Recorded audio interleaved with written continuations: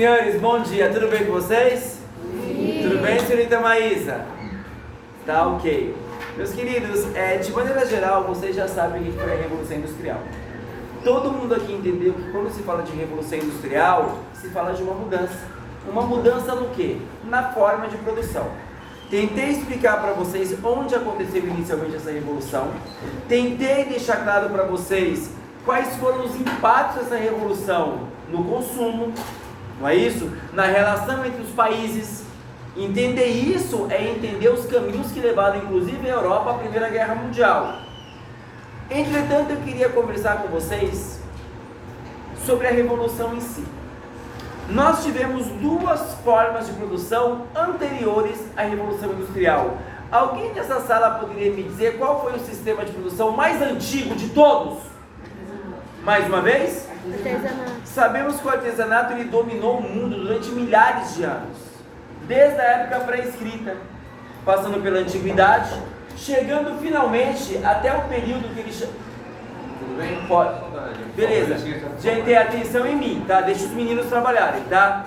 Chegando finalmente até o período que a gente chama de quê? De Idade Média.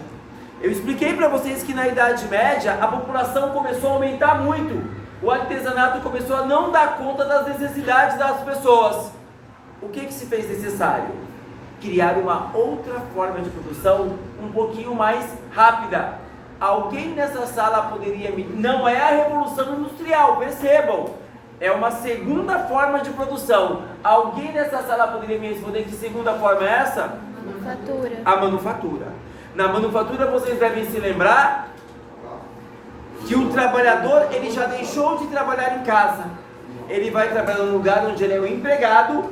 E na manufatura vai rolar um lance muito interessante. A divisão do trabalho. O antigo artesão ele sabia fazer o trabalho inteiro. Na manufatura... Gente, como é que está o ar-condicionado dessa sala? Ruim. Só, o senhor acabou de certificar que não tá bom para ele, não tá gelando. gelando o suficiente. Tem um pouco aqui, essa sala é essa aqui? Não, deixa eu escrever aqui na sala. Tá bom. Não funciona. Obrigado a vocês, bom trabalho. Que isso, tamo aí, tá? Que melhor. Posso continuar, gente? A manufatura, como vocês sabem, meus amigos, cada trabalhador fazia uma parte da função. Entretanto, percebam, uma manufatura não é uma fábrica. Alguém aqui nessa sala poderia me dizer por que uma manufatura não é uma fábrica? Quem falou? Mais alto. Porque não tinha máquina. Muito bem. Na manufatura, o trabalho da cidade de maneira por isso o nome manufatura. Não é porque os caras eram meus mano, é porque fazia o trabalho manual, manufatura. Deu para entender o que eu estou explicando? Até que finalmente aconteceu, gente. Chegamos no século XVIII, século do iluminismo, um século de grande avanço tecnológico, avanço científico. Gente, o século XVIII, 1700 a 1800, era um século em que a humanidade olha para a ciência e fala, ali tem respostas. Olha para a tecnologia e fala, vamos fazer a coisa acontecer. A burguesia industrial, os donos das fábricas eram homens inteligentes. Eles perceberam essas mudanças na sociedade e eles começaram a ter uma ideia. Que ideia é essa? E se nós colocássemos as máquinas dentro das manufaturas? E se em vez do braço humano, a mão humana que é lenta, nós tivéssemos máquinas produzindo? E aí começa a acontecer. Em que lugar inicialmente isso acontece, senhores? A Inglaterra. A Inglaterra é o primeiro país do mundo a passar por esse processo de transformação chamado Revolução Industrial. Meus amigos, vai nascer uma terceira forma de produção. Vamos recapitular. Artesanato, manufatura e vai nascer agora um terceiro, o sistema fabril. Sistema fabril, para quem for fazer aqui ETEC, vestibulares, tem outro nome. Você pode chamar de sistema fabril ou maquinofatura. Perceba a diferença. Manufatura, agora eu falo de maquinofatura, ou chamado de sistema fabril. Deu para entender isso? O que é isso? São as fábricas modernas. Há alguma dúvida, senhores? Qual a principal característica dessa nova forma de produção? as máquinas dominam o processo produtivo. Tudo bem até aqui, gente? Se eu perguntasse para vocês numa situação aí de avaliação, se vocês se deparassem com alguma questão nesse sentido, qual a principal característica da maquinofatura? Gente, a máquina está à frente na produção, à frente da mão humana. Dúvidas até aqui, senhores? Tá, ok. Meus queridos, eu quero fazer uma pergunta para vocês. Quando a Inglaterra passou pela Revolução Industrial, a Inglaterra vai se tornar um país mais pobre ou um país mais rico? Mais rico. Pouco mais rico ou muito mais rico? Muito mais rico. Mas isso quer dizer que a população inglesa ficou rica? Não. Entendam a diferença, vocês foram muito bem na resposta. Uma coisa é um país ficar rico, outra coisa é a maioria do seu povo ser rico. É diferente. Por exemplo, vamos usar o Brasil como exemplo. O Brasil, meus amigos, é um país rico? O que vocês acham? O Brasil é um país riquíssimo, né? Um dos mais ricos do mundo. Só a nossa área de agricultura, o que é área de agricultura? Onde nós plantamos alimento, é maior que todo o continente europeu. Se você pegar só os nossos campos, onde nós produzimos comida, o território é maior que toda a Europa junta. Uma das maiores riquezas do mundo hoje é a água potável, não é isso? Nós temos as maiores bacias de água potável do mundo. Se você pensar em termos de recursos naturais, o Brasil é uma das potências mais ricas do mundo. Qual que é o problema do Brasil? Existe a riqueza, só que essa riqueza vai para o bolso de poucas. O nosso problema não é a falta de riqueza, existe a riqueza, só que essa riqueza é canalizada para o bolso de outras pessoas. O nosso país, gente, é um país absolutamente injusto e desigual. Não é desigual porque é pobre, é desigual porque a riqueza vai para o bolso de poucas pessoas. Vocês compreenderam o que eu falei? A Inglaterra não era diferente. A burguesia inglesa, os donos das fábricas, eles eram absolutamente ricos. Mansões, bairros diferenciados com toda a infraestrutura. Mas como era a vida do proletariado, do trabalhador das fábricas? Meus amigos, era uma vida miserável. Essas pessoas moravam em cortiços, um banheiro para 30 famílias, esgoto a céu aberto, doenças. Professor, mas por quê? Se as fábricas geravam tanta riqueza? Guardem bem isso. As condições de trabalho nas fábricas, meus amigos, era algo irreal. Vocês querem exemplos? Hoje em dia, eu pergunto para vocês, qual é o horário base, a carga de horário básica num dia de trabalho de qualquer trabalhador, qualquer no Brasil? 8 horas é o que a gente sabe que tem pessoas que trabalham mais do que isso, eu sei disso. Mas a carga básica no Brasil é o quê? 8 horas por dia. Inglaterra, Revolução Industrial, 16 a 19 horas por dia. Todo dia. Mais do que isso, não havia descanso semanal, de domingo a domingo. Mais do que isso, os salários eles eram uma coisa miserável. Tanto é que mulheres trabalhavam, e detalhe, há registros de crianças com 9 anos de idade dentro das fábricas trabalhando. E guardem isso, os patrões preferiam admitir mulheres e crianças, sabe por quê? Fazia o mesmo trabalho e ganhava 1/3 do salário de um homem. Pagava-se menos para as crianças, pagava-se menos para as mulheres, e elas faziam praticamente o mesmo, cumpriam as mesmas jornadas exaustivas. Deu para entender o que eu estou falando? Mais do que isso, hoje em dia, meus amigos, existem leis trabalhistas. O que é lei trabalhista? Seguro-desemprego, indenização em caso de acidente, fundo de garantia, seguro-desemprego, férias remuneradas. Não existe isso no mundo? Sim. No Brasil também existe. Estão desmontando, mas ainda existe no Brasil. Na Inglaterra, meus amigos, bem no início, não existia nenhuma lei, nenhum direito trabalhista. Isso quer dizer o seguinte, meus amigos: se o trabalhador estivesse trabalhando numa fábrica, as fábricas eram sujas, eram escuras, era um ambiente terrível. Se você colocasse a mão dentro de uma máquina e perdesse um dedo, a mão ou um braço, o que aconteceria hoje no Brasil? Você seria dispensado, receberia uma indenização e seria aposentado. Concordam comigo? Eu sei que a aposentadoria não é grande coisa, mas de fome você não vai morrer, você vai receber uma indenização, correto? Na Inglaterra, naquele período, meus amigos, se isso acontecesse com você, o patrão diria: cada um com seus problemas, vai morrer de fome em casa, não tem nada a ver com isso. Não tinha seguro de saúde, não tinha indenização, não existia aposentadoria. Então percebam vocês que a vida de um trabalhador, de um proletário dentro de uma fábrica era terrível. Deu para entender o que eu estou falando? Mas eu quero convidá-los agora para fazer uma reflexão. Isso não faz muito tempo, isso não tem 300 anos, era assim. Hoje, um trabalhador na Inglaterra, a vida é desse jeito? Não. Como que é o padrão de vida de um trabalhador médio na Inglaterra? É boa, gente.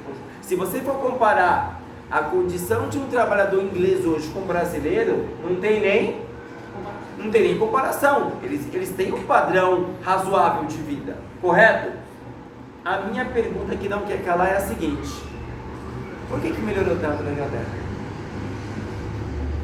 Por que a situação de um trabalhador, hoje ele come bem, ele tem uma boa casa? Por que, gente, que melhorou tanto? Hã? Por causa das máquinas?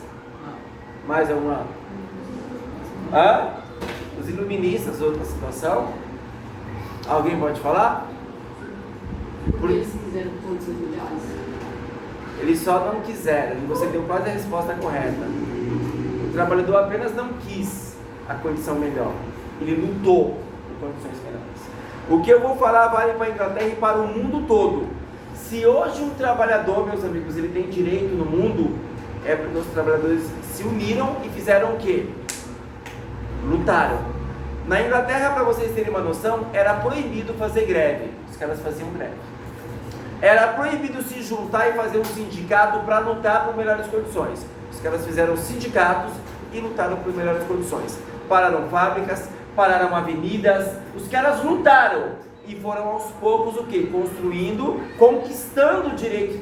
Os direitos não foram dados, foram conquistados com muita luta, muito suor, muita prisão, muito sangue, muita morte. Eles lutaram por isso no mundo todo. Ótimo, isso a história ensina pra gente. Num comparativo com o Brasil, nós temos um problema seríssimo na nossa formação cidadã. Nós acreditamos ainda no Brasil, nós somos ensinados que um trabalhador que luta por direito, ele é um desordeiro, ele é um bagunceiro. Se você vê um trabalhador lutando, parando uma avenida, é mais fácil nós ficarmos contra esse trabalhador do que a favor dele. Eu vou dar um exemplo para vocês. Busão lotado de manhã, trânsito do caramba na avenida. Alguém vem e grita: olha, gente, tá esse trânsito todo porque tem gente lá na frente, tá tendo uma manifestação, um protesto. Aquele trabalhador que está no ônibus, ele abre a janela do busão e grita assim: bando de vagabundo, tem que vir a polícia e descer o cacete nesse bando de arruaceiro. Em vez do trabalhador ele ficar a favor do outro trabalhador, ele fica contra. Só que esse cara que grita que esses são vagabundos, ele esquece o seguinte: que se ele está indo para o trabalho dele com uma carteira assinada, com direito trabalhista, é porque esse tipo de vagabundo lutou para que ele tivesse esses direitos. Nós vivemos num país que ainda, quando o trabalhador ele ousa lutar, o pobre ele fica contra ele. Então é um problema na nossa formação. Nós não entendemos que cidadania também é isso. É você poder lutar pelos seus direitos, você conquistar os seus direitos. Vocês compreendem o que eu estou falando? Compreendem o que eu estou falando? Isso é uma lição da história, gente. Direito ele é conquistado com luta, com cidadania, com reivindicação, com protesto. Ninguém vai dar nada pra gente. Não espere que os patrões vão colocar a mão na consciência e vão favorecer o trabalhador. Não espere isso. Ou o trabalhador se une, se articula e luta pelos seus direitos, ou ele vai perder tudo que ele tem. Detalhe: os direitos que ainda nós temos, eles estão sendo retirados ano a ano da gente. Ano a ano vem uma nova lei que vai tirando direitos, vai tirando os direitos. Então, assim, a gente tem que aprender que nós somos cidadãos e trabalhadores. Se nós não lutarmos pelos nossos direitos, eles vão tirar tudo da gente.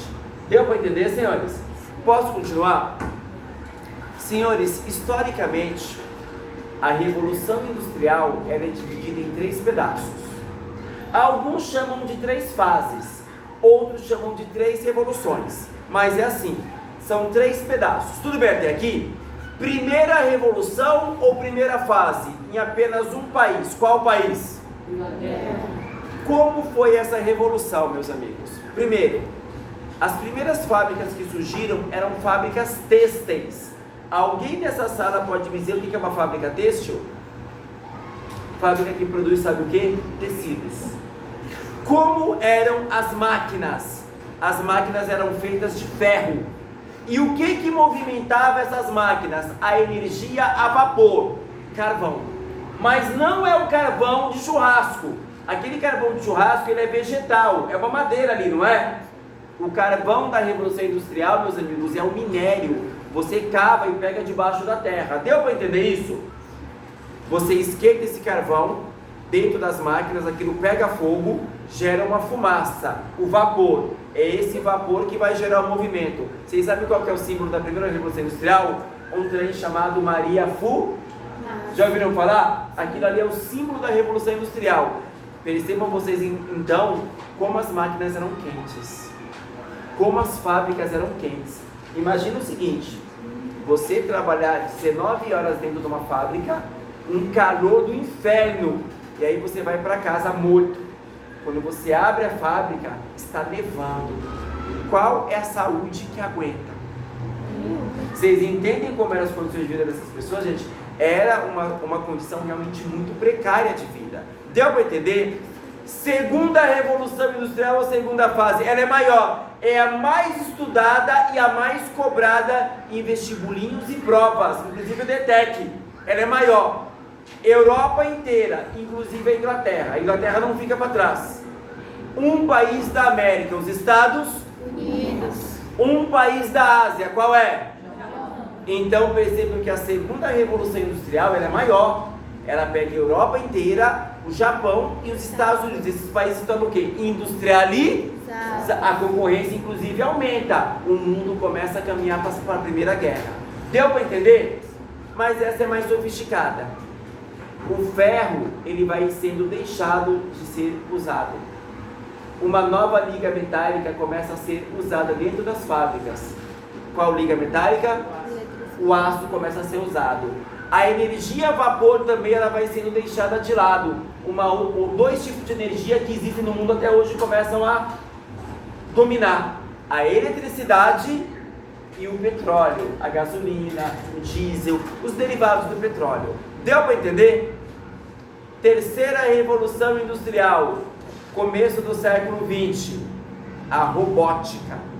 O que é a robótica, meus amigos? Você entra numa fábrica, você já não tem um ser humano puxando a alavanca, apertando o botão. Quem é que faz o trampo? Robôs, máquinas.